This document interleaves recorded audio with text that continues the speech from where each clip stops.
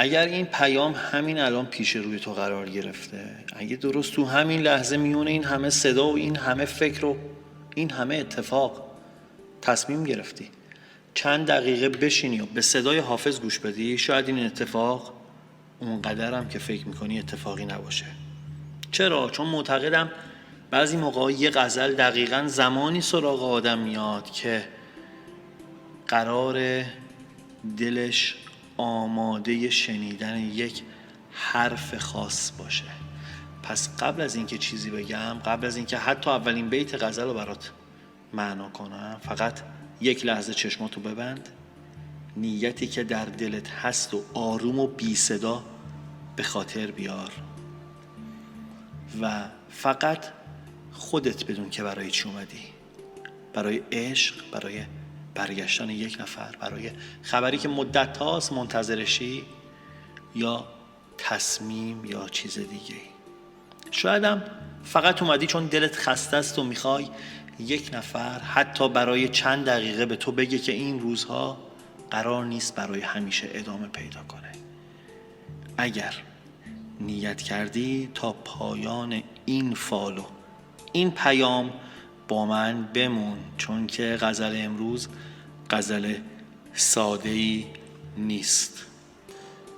عرض سلام و ادب و احترام خدمت همه شما دوستان و همراهان. خیلی خوش اومدید به یک فال دیگه از حافظ. امروز هم قراره با هم آروم و بدون عجله وارد یکی از غزل‌های زیبای حافظ بشیم. غزلی که از همون بیت اول بوی سفر، فاصله، انتظار و خبر رو میده. و شاید جالبتر از همه این باشه که هرچی جلوتر میریم حافظ کم کم از یک عشق منتظر به انسانی میرسه که باید انتخاب کنه، باید بفهمه چه چیزی عشق و چه چیزی هوس، چه چیزی ارزش صبر کردن و داره و چه چیزی فقط عمر رو در انتظار میگیره. قبل از شروع به من اجازه بده یه دعا بکنم برای دل تو مهربون. خداوندا آرامشی به دلمون بده که وابسته به اومدن یا رفتن هیچ انسانی نباشه. اگر چیزی در زندگی هست که خیر و صلاح درونه، خداوندا راه رسیدنشو برامون هموار کن. اگر خواسته‌ای داری که مدت هاست در دلت نگه داشتی، اگر رسیدن برای تو خیره، خداوندا اون رو با عزت و با آرامش در بهترین زمان وارد زندگی همسفرهای الان من کن. اگر چیزی رو خیلی میخوای اما خداوند میدونه که برات خوب نیست، خدایا اون رو از دلش بیرون بیار، اما نه با شکست، با آرامش، نه با درد، با جایگزینی بهتر. و خدایا اگر این روزها کسی وارد زندگی دوستای من میکنی، حضورش چاره گشا باشه، کسی که دستاشو بگیره نه اینکه دستاشو رها کنه، کسی که آرامشو بیاره نه اضطراب، کسی که حقیقتش با حرفش یکی باشه. و اگر گرهی در زندگی این عزیزان هست که خودشون راه باز کردنشو نمیدونن، خدایا از جایی که حتی تصورشو نمیکنن براشون گشایش بفرست. الهی آمین. من سکوت میکنم تا تو تمرکز کنی، تصور کنی، تجسم کنی هر آنچه که در انتظار اتفاق افتادنش هستی.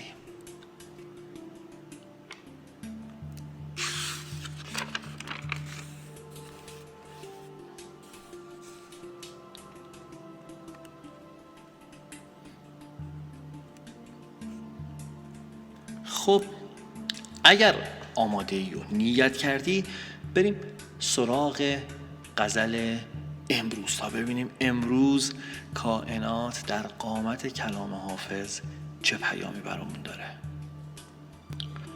غزل 267 حافظ شیرازی میگه: ای صبا گر بگذری بر ساحل رود ارس، بوسه زن بر خاک آن وادی و مشکین کن نفس.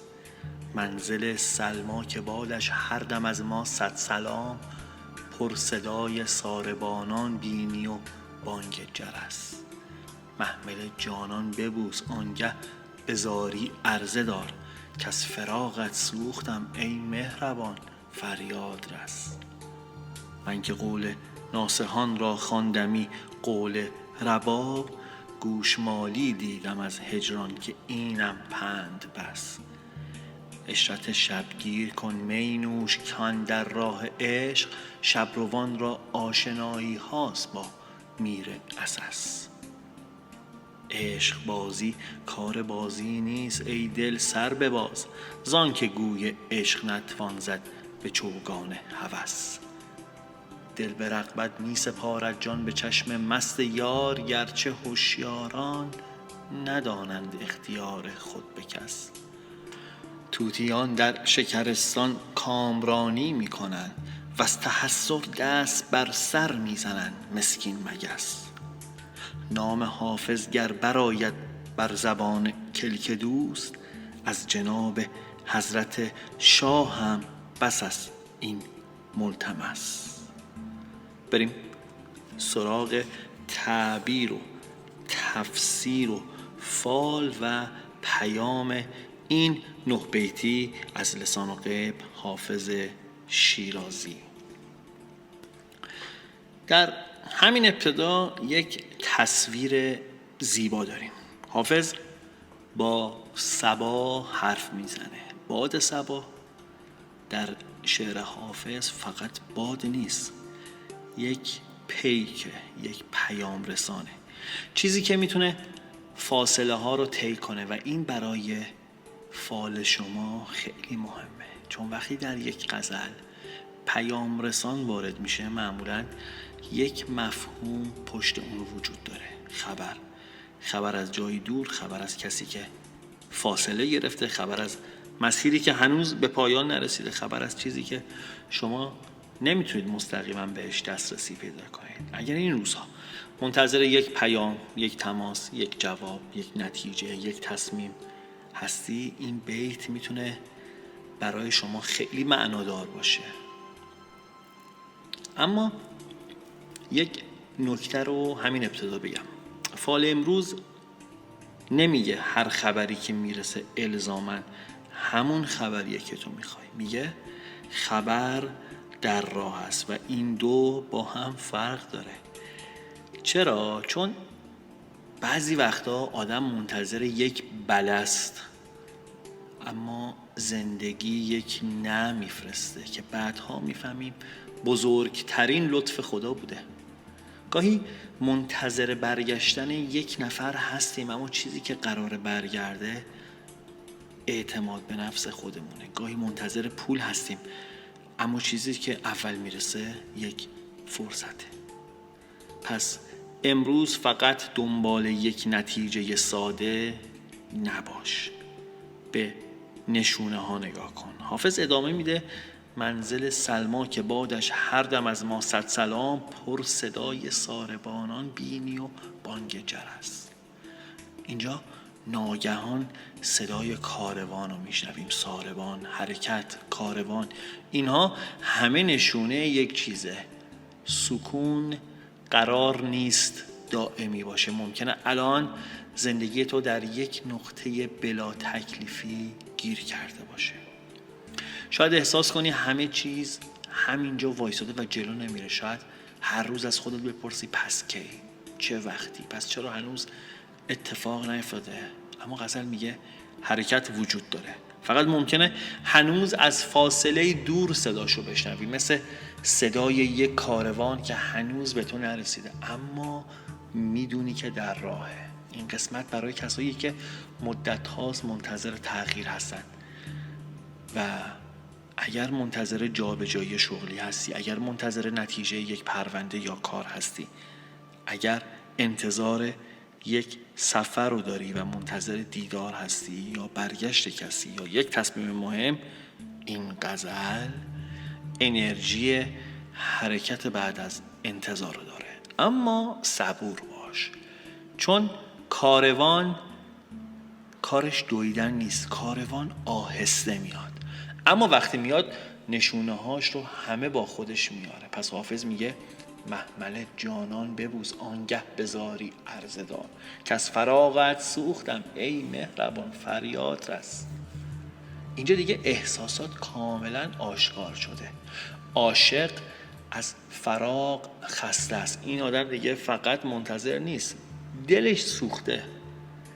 و وقتی این بیت رو کنار بیت‌های قبلی میذاریم، یک تصویر شکل میگیره. کسی که مدت هاست فاصله رو تحمل کرده اما هنوز امیدش رو از دست نداده. اگر این غزل برای نیت خودت گرفتی، شاید حافظ داره به تو میگه این که خسته‌ای به این معنی نیست که راه تموم شده.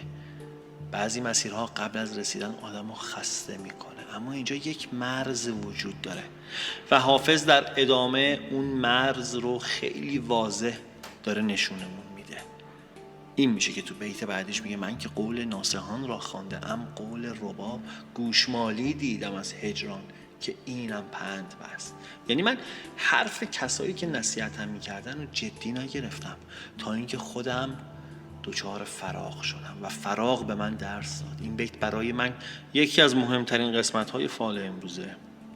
برای خود من به شدت معنا داره، چون شاید تو هم یک چیزی رو در زندگی بارها شنیدی. یک نفر به تو گفته ولش کن، یه نفر گفته منتظر نباش، یه نفر گفته این کارو نکن، یکی دیگه گفته این معامله خوب نیست، این آدم مناسبت نیست و شاید تو هم گوش ندادی. حافظ میگه گاهی زندگی خودش تبدیل به معلم میشه و وقتی زندگی درس بده معمولاً من و تو دیگه درسش رو فراموش نمی کنیم. پس اگر در گذشته زخمی خوردی، اگر انتخابی کردی که هنوز بابتش خودتو سرزنش میکنی و اگر کسی رفت و بعد فهمیدی بعضی هشدارها درست بوده، این غزل نمیخواد تو رو در گذشته نگه داره. برعکس رفیق، میخواد بگه درس رو بگیر و بازی رو ادامه بده، چون هنوز غزل تموم نشده. و چه بیتی میگه اینجا: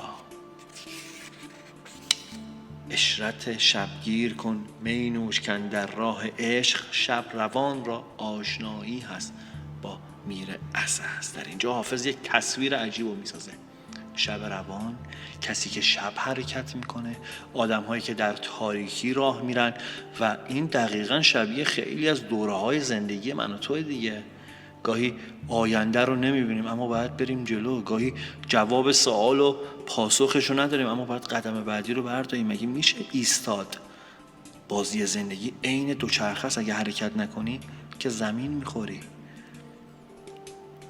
گاهی نمیدونیم اون آدم برمیگرده یا نه، نمیدونیم پول میرسه یا نه، نمیدونیم تصمیمی که گرفتیم درسته یا نه، اما باید یاد بگیریم در تاریکی تمام مسیر رو نمیبینیم، فقط قدم بعدی قابل رؤیته. این غزل به نظرم یک پیام آروم داره. تو لازم نیست همه آینده رو همین امروز بفهمی، گاهی فقط باید اجازه بدی اتفاق بعدی رخ بده. و حالا حافظ ناگهان یک هشدار جدی به من و تو داره. میگه عشق بازی کار بازی نیست، ای دل سر بباز، زان که گوی عشق نتوان زد به چوگان هوس. راز اصلی غزل شروع میشه. عشق بازی نیست، اگر چیزی رو واقعا میخوای باید مسئولیتش رو بپذیری. عشق فقط هیجان نیست، دلتنگی نیست، پیام شبانه نیست، یک نگاه نیست، فقط برگشتن نیست. عشق انتخابه. و شاید این بیت داره از تو میپرسه چیزی رو که براش فال گرفتی واقعا میخوای؟ واقعا عشقه یا ترس تنهاییه؟ واقعا علاقه است یا عادته؟ واقعا دلتون آدم رو میخواد یا دلت میخواد دوباره همون احساسی رو تجربه کنی که زمانی که بود و حسش کردی؟ این سوال ساده ای نیست، اما شاید مهمترین سوال فال تو باشه. اگر نیت عاشقانه داری اینجا باید یه کمی مکث کنی، چون پیام تو ممکنه درباره یک نفر باشه اما پیامش درباره خود توه. حافظ نمیگه فقط منتظر بمون تا برگرده، میگه اول بفهم چه چیزی رو میخوای. اگر قرار کسی برگرده باید با نیت روشن برگرده. اگر قرار رابطه‌ای دوباره شروع بشه باید چیزی در اون تغییر کرده باشه.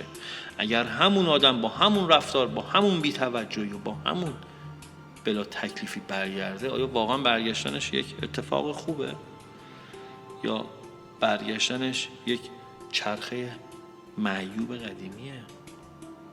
غزل میگه هر بازگشتی گشایش نیستا. گاهی یک نفر برمیگرده تا دوباره همون زخم رو باز کنه و گاهی یک نفر بر نمیگرده چون قرار تو از اون مرحله عبور کنی. پس اگر نیت عاشقانه داشتی، نشانه اصلی این فال فقط بازگشت نیست.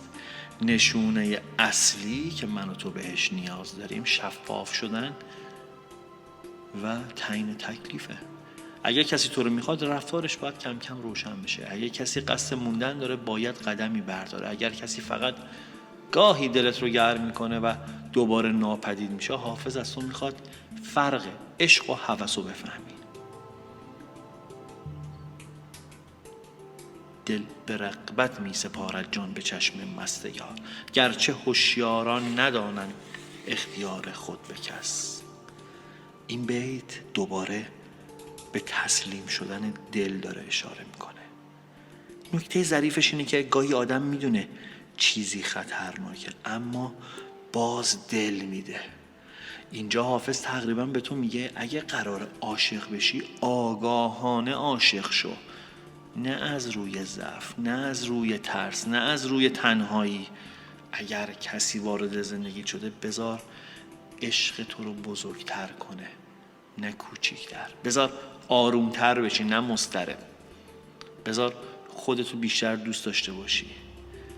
و حالا میرسیم به یکی از زیباترین و عجیبترین تصاویر غزل.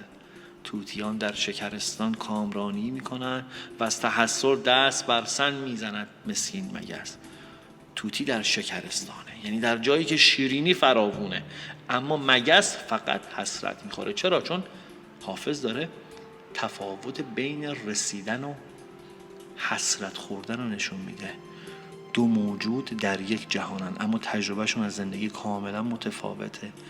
و اینجا شاید فال تو یک سوال مهم داشته باشه. تو میخوای طوطی باشی یا مگس؟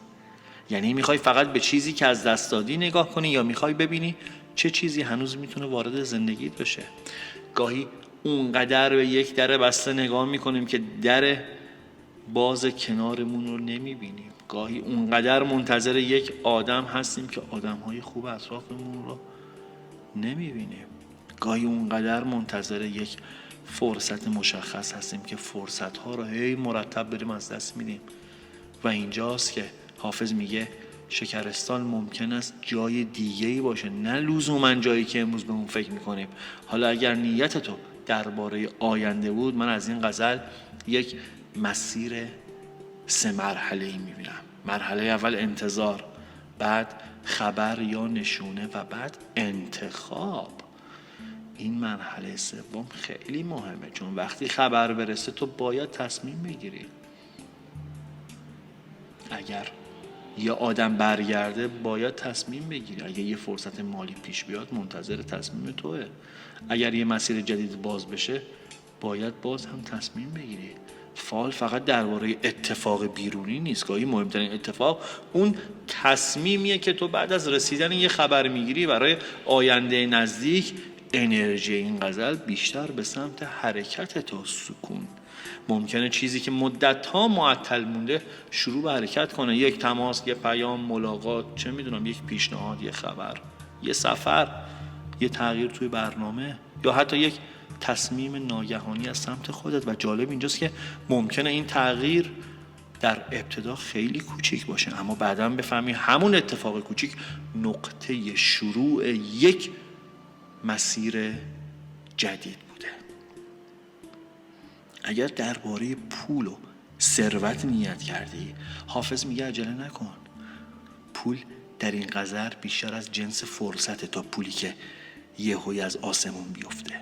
ممکنه یک مسیر کاری باز بشه، یه نفر یه پیشنهادی بهت بده، یه همکاری شکل بگیره، یا چیزی که قبلا براش تلاش کردی بالاخره شروع به برگشتن کنه. اما لطفاً فریب سود سریع رو نخور. این غزل بارها درباره تشخیص درست هشدار داد.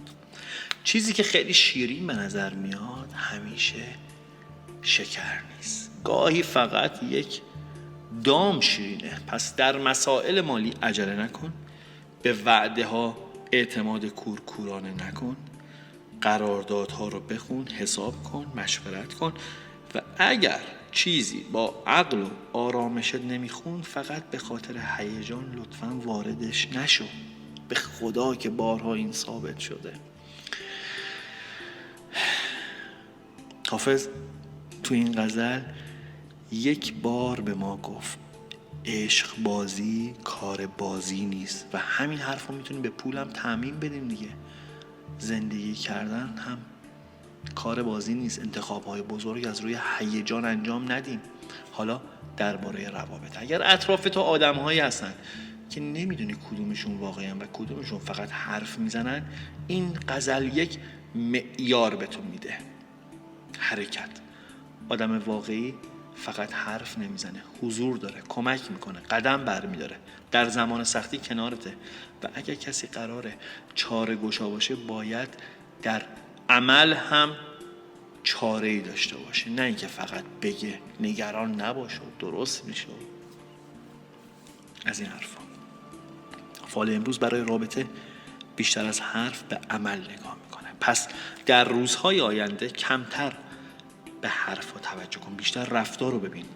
چه کسی سراغتو میگیره، چه کسی وقتی که نیاز داری کنارته، چه کسی فقط وقتی خودش حوصله داره پیداش میشه، چه کسی برای نزدیک شدن بهت داره تلاش میکنه و چه کسی فقط تو رو در انتظار نگه داشته. این سوال ها ممکنه خیلی چیزها رو روشن کنه و حالا میخوایم برگردیم به همون راز اصلی این غزل. چرا حافظ از صبا شروع کرد؟ چرا از کاروان گفت؟ چرا از فراق گفت؟ از عشق صحبت شد؟ چرا از هوس هشدار داد؟ چرا در پایان به طوطی و مگس رسید؟ به نظر من این غزل درباره انتخاب مقصده، نه فقط رسیدن. ممکنه سالها برای رسیدن چیزی تلاش کنیم اما یه روز بفهمیم اصلا مقصد مناسبی نبوده. ممکنه برای برگشتن یه نفر دعا کنیم، بعدن که اون شخص برگرده بفهمیم که اصلا آرامشمون بیشتر زمانی بود که نبودش. ممکنه برای یک شغل اما بفهمیم اصلا این مسیر برای ما ساخته نشده. و حافظ بدون اینکه مستقیم از این حرف بزنه انگار میگه قبل از اینکه از خدا بخوای تو رو به چیزی برسونه، از او بخواه که اگر اون چیز به صلاح تو نیست دلت رو از اون آزاد کنه. و این شاید زیباترین دعایی باشه که میتونیم از این غزل بگیریم. پس اگر هنوز دلت در یک خواسته است، امشب، امروز، هر زمانی که این پیامو میشنوی فقط اینو بگو: خدایا من چیزی رو میخوام اما تو بهتر از من میدونی که چه چیزی برای من خوبه.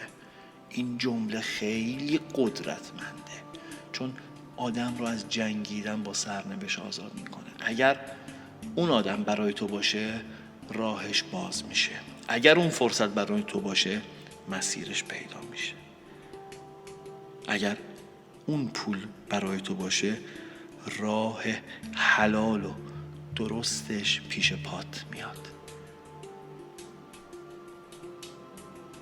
و اگر نباشه خداوند چیزی رو از تو میگیره که شاید خودت سالها بعد میفهمیدی که باید رهاش میکردی.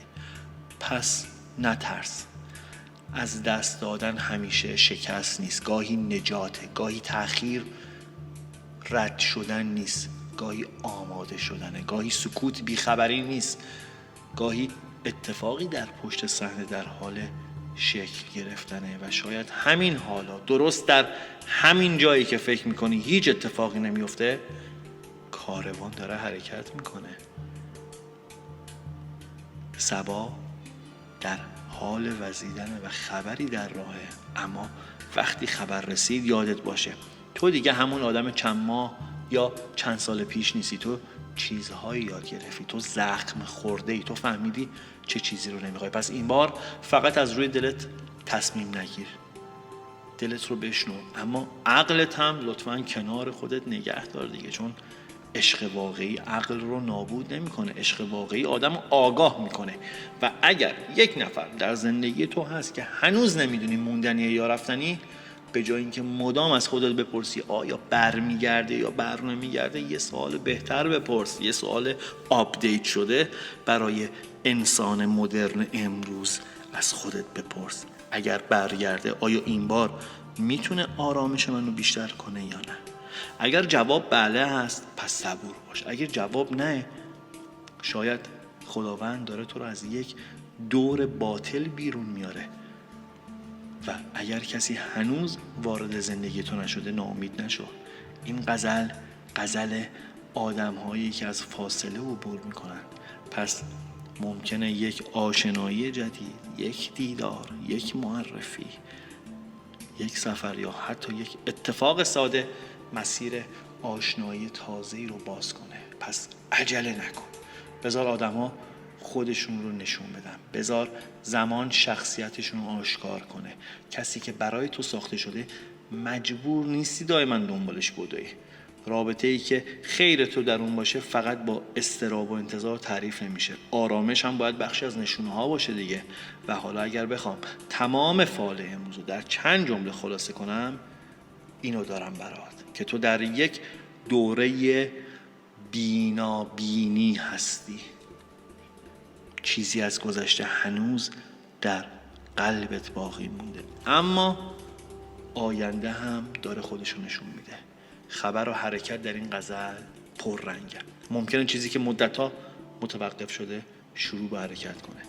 در عشق احتمال روشن شدن تکلیف یک رابطه یا رسیدن یک نشونه وجود داره، اما حافظ هم بهت داره هشدار میده که هر بازگشتی ارزش پذیرفتن رو نداره.